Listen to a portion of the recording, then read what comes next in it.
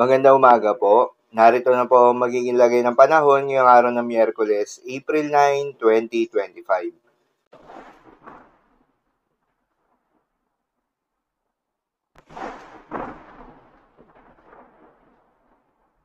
Sa kasalukuyan na tayo sa pag-asa, patuloy na umiiral itong Intertropical Convergence Zone o ITZJ.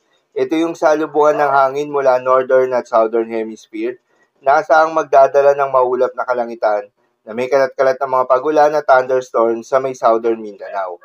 Samantala, easterlies naman o yung mainit na hangin galing sa may karagatang Pasipiko ang patuloy namang nakakaapekto sa nalalabing bahagi pa ng ating bansa kasama ng Metro Manila.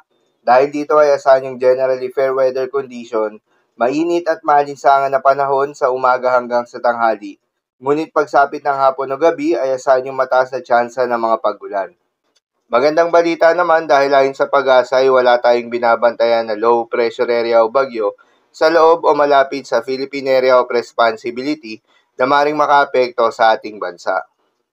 Para naman sa magiging lagay ng panahon ngayong araw ng Miyerkules, dahil nga sa epekto nitong Intertropical Convergence Zone, asahan sa Zamboanga Peninsula, Basilan, Sulu, Tawi-Tawi at Palawan ng maulap na kalangitan na may kalat-kalat ng mga pagulan at thunderstorms. Posible ang mga pagbaha o pagguho ng lupa dahil sa katamtaman hanggang sa kung minsan ay malakas na pagulan.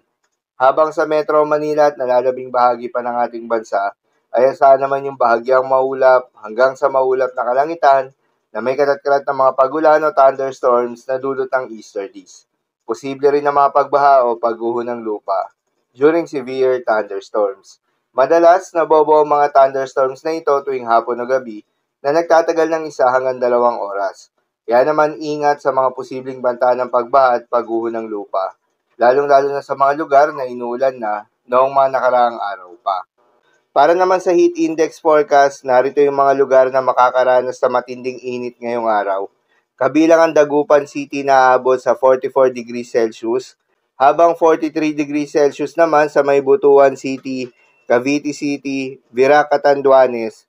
Samantalang 42 degrees Celsius naman sa may Camilig, Tarlac, Catarman, Northern Samar, Cuyo, Palawan, Dipolog City, Itiague, Isabela, Iba, Zambales, Iloilo City, Maramag, Bukidnon, Olongapo City, Panglao, Bohol, Roa City at San Ildefonso, Bulacan. Paalala lamang po na huwag kalimutang magdala at uminom ng tubig at magdala rin ng payong kung may lakad.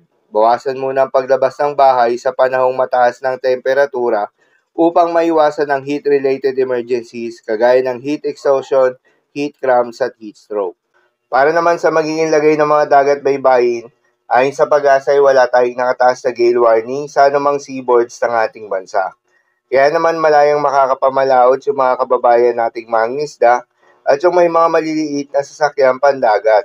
Ngunit iba yung pag-iingat pa rin, lalo na kung meron tayong offshore thunderstorms activity.